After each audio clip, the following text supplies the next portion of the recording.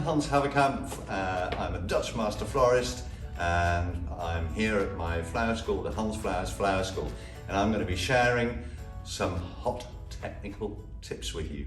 Okay, today's technical tip is how to make your foam fit in a container, and you'll see I've got 4 different types of containers here.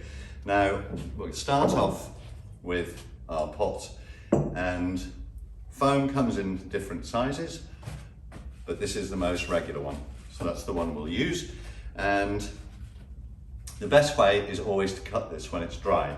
So first of all, the height you want. If you're going to do just upright flowers, you can put the foam below the surface. If you want to go outwards, the foam needs to be higher and probably say 2 fingers above the container. So I'm just going to make a little snip.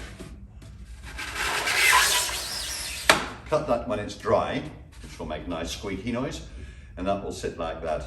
Then when I push that, you can see that it's too big. But what I want to do is I want to wedge it in so it's attached, so I don't need to put tape around everything. Yeah, you can easily do that with foam. So just gently, and then measure.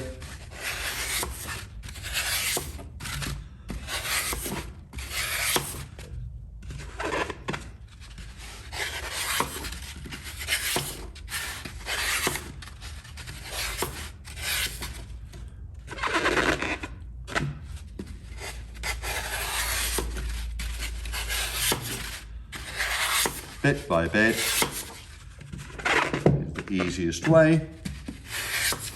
I want to go right down to the bottom, which I'll show you how to do.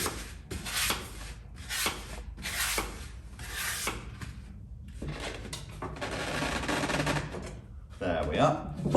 Now you can, I'm nearly there, a little bit more.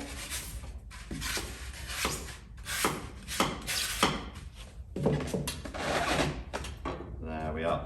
Now that sits so secure, I can pull it up by this. So all I need to do now is soak the foam.